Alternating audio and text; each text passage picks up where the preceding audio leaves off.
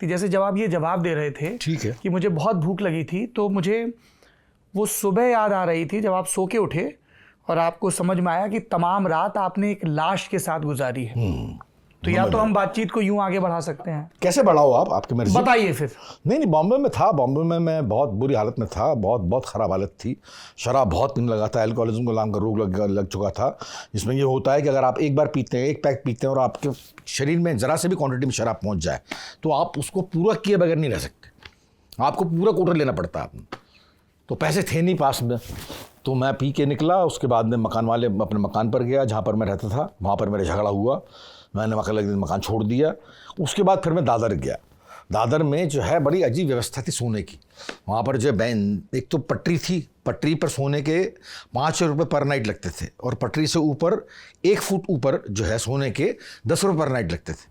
तो उसमें वो भेद इसलिए था कि जो है पटरी पर सोने वाले, नीचे सोने वाले के ऊपर से गाड़ी अगर कोई आएगी तो सीधी गुजर जाएगी, सारे एक साथ जाएंगे, और पटरी के ऊपर सोऊंगा तो जो है मतलब बच जाऊंगा।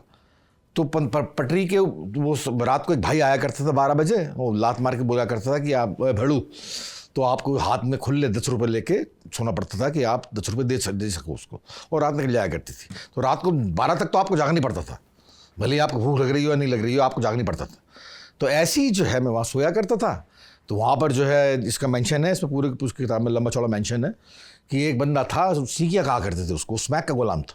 स्मैक अगर आपने सुनी हो, उसमें बड़ा खतरनाक नशा था।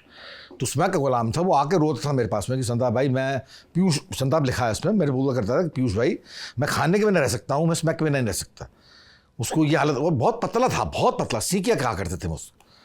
तो एक रात को आए हजरत, वो मैं रात को सो रहा था, आखिरी पैसे जा चुके थे मेरे, अगले दिन क्या खाऊंगा क्या नहीं पीऊँगा ये सवाल मेरे सामने था। तो आके जो है हजरत, वो उसके पास, हाँ उसके पास एक चादर थी जो कि जो है सर्दियों के दिन चल रहे थे। तो बांद्रा उसमें हम थे दादर वेस्ट में सितंबर अक्टूबर में वहाँ पर सर्दियाँ आ जाती हैं, रिक्लेमेशन एरिया है वो, सर्दियाँ आ जाती हैं।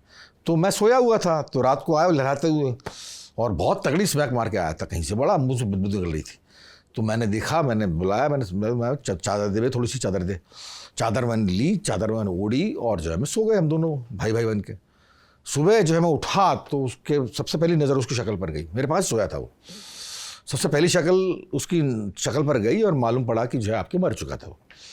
रात भर मैं एक लाश के सानिध्य में सोता रहा, रात भर मैं आपके लाश से आपके वो चादर शेयर करके सोता रहा, तो मेरी दम निकल गई। उसके बाद मैं ऐसा भागा हूँ कि आज भी अगर ट्रेन निकलती है दादर वेस्ट से तो मैं उस तरफ नज़र नहीं करता। उसके बाद मैं सीधा फिर बॉम्बे से दिल्ली आ गया। उसके बाद यहाँ पर एक्ट 1 खुला, उसके बाद बात ये अलग थी। उसके बाद बहुत काम किया। लेकिन ये it is one of the incidents जो कि जो है मतलब मैंने इस किताब में मेंशन किया, वन ऑफ द इंसिडेंट्स।